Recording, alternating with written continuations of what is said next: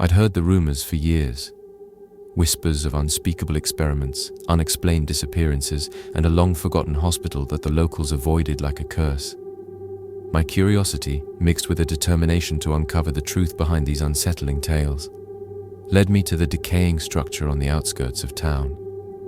What I found inside would forever change my understanding of horror and the blurred line between human cruelty and the supernatural.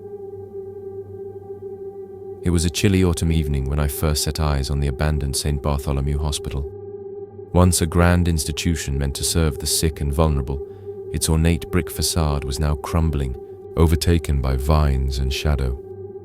I parked my car at the overgrown lot and took a moment to steady my racing heart. Every instinct urged me to turn back, yet the promise of hidden truths compelled me forward. The main entrance was partially barricaded by fallen debris, forcing me to squeeze through a gap in the rusted metal gate. The air inside was heavy with dust and decay, and the faint scent of antiseptic, now long dulled, lingered like a ghost of the past. Flashlight in hand, I began my exploration.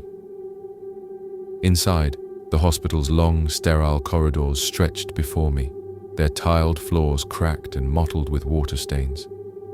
I could almost hear the echoes of hurried footsteps and murmured voices, remnants of lives once lived within these walls.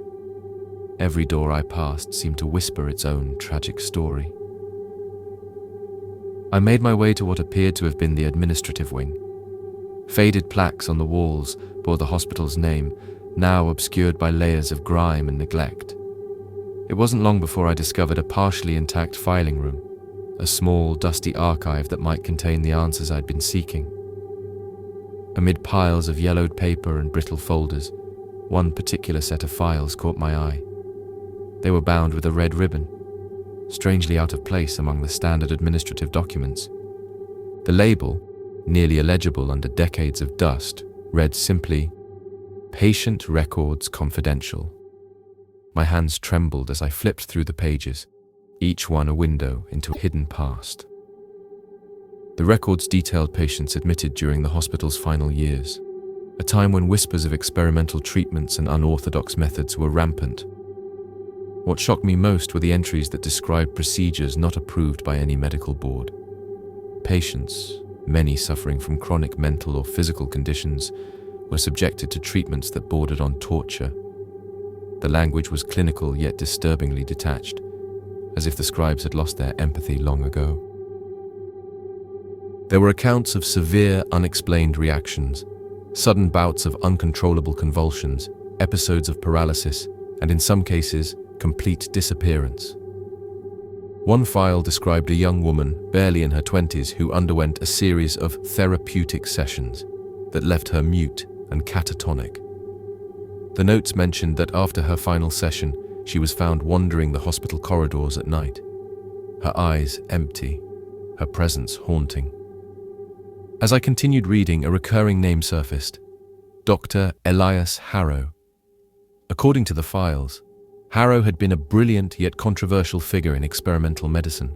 He was reputed to be on the cutting edge of neurotherapy, but the records hinted at something darker, a descent into madness fueled by a relentless desire to break the boundaries of human consciousness.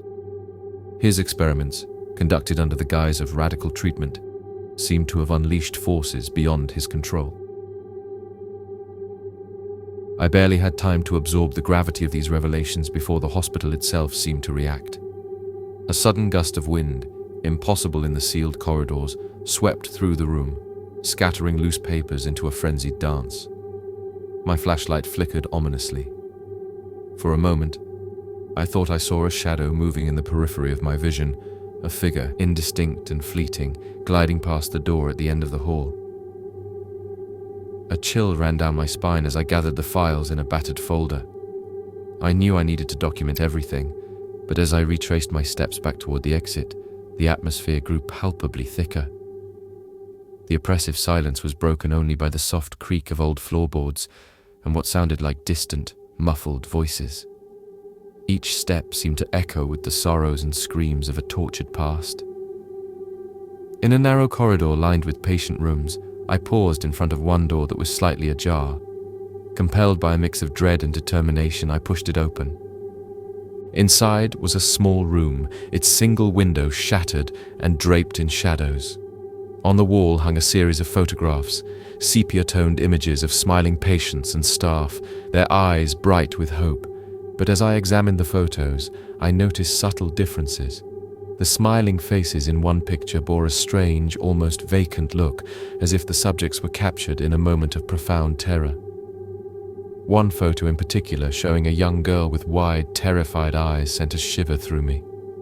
A name was scrawled in the corner: Evelyn. With the files in hand and a head full of unanswered questions, I decided it was time to leave. But as I made my way toward the exit, the hospital seemed to have other plans. The lights in my flashlight began to dim unpredictably, and I found myself disoriented by the maze-like layout of the corridors. The gentle hum of what might have been a ventilation system turned into a low, mournful moan that resonated through the building. I reached a central atrium that looked eerily similar to a grand lobby frozen in time. Broken glass, overturned furniture, and faded murals created an atmosphere of tragic decay. That's when I heard it. A soft, persistent whisper, almost indistinguishable from the wind. It repeated a single word: help.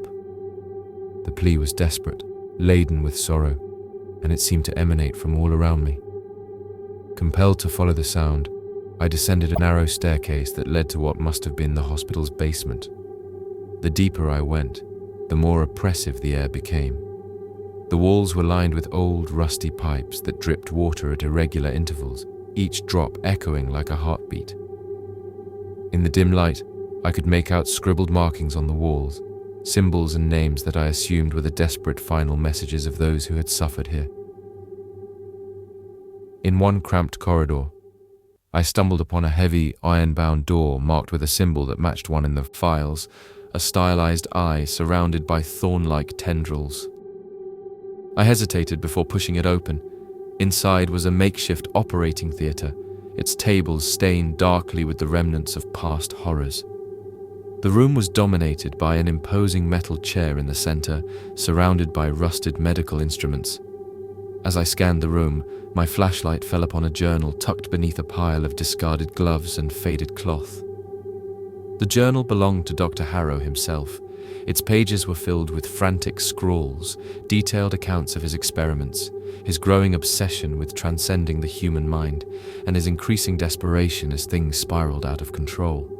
In one particularly disturbing entry, he wrote about opening a door to another realm and described how the patients began to exhibit signs of possession. The last entry ended abruptly, as if the doctor had been interrupted by a force too overwhelming to resist. At that moment, the temperature plummeted. My breath became visible, and a presence, tangible and suffocating, filled the room. I turned sharply, and there, emerging from the shadows, was a figure. It was a woman in a tattered hospital gown, her eyes sunken and unseeing, her skin pallid as if drained of all life. Her movements were slow and deliberate, and as she approached, I could see the torment etched into every line of her face. "Evelyn?" I whispered, recalling the name from the photograph. The figure's head tilted slightly, as if acknowledging the call. Then, in a voice that was not entirely human, a mix of pleading and despair, she whispered, "Help me." I staggered backward, the files and journal clutched tightly in my grasp. The woman's presence was overwhelming, her silent sorrow and endless torment seeping into my very soul. As I watched, more figures began to materialize around me, shadows of patients, their faces etched with anguish, their eyes pleading for release. The walls themselves seemed to pulsate with the weight of their collective grief and horror. In that surreal moment, I understood the true legacy of St. Bartholomew Hospital. It was not just a site of unethical experiments or a repository of dark medical records.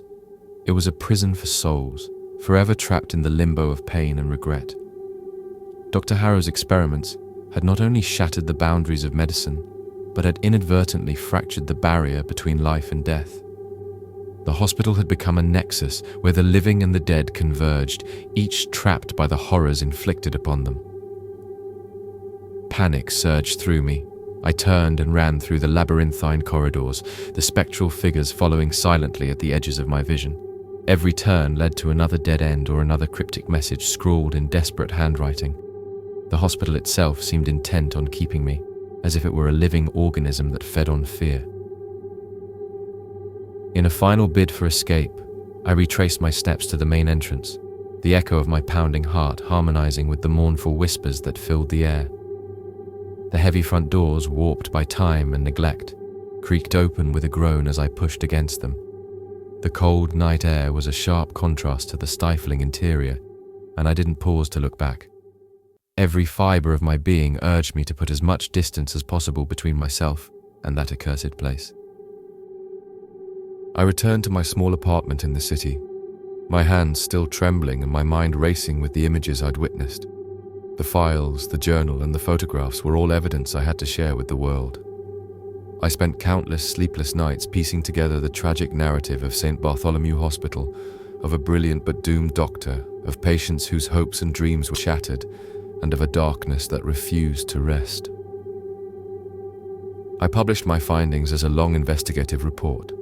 It was met with both intrigue and horror by the public, sparking debates about medical ethics, the exploitation of vulnerable patients, and the possibility that some horrors can transcend the natural world. Yet even as the story gained attention, I could not shake the lingering sensation that I had been marked by the hospital's curse. Every night, as I tried to sleep, I would hear that same soft, desperate whisper echoing in the dark. A constant reminder that some secrets should never be unearthed. The files now sit locked away in a safe, a permanent testament to the unspeakable tragedies of St. Bartholomew Hospital. And sometimes, in the dead of night, when the wind howls and shadows dance on the walls, I wonder if the souls trapped within those crumbling walls are still reaching out, still calling for help.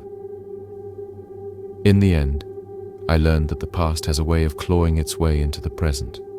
The hospital may be abandoned, its halls silent and empty, but the horrors that took place within its walls will forever echo in the whispers of the night. The Abandoned Hospital Files is not merely a tale of unethical experiments and spectral apparitions. It is a reminder of the deep scars left on both the living and the dead when humanity loses its way.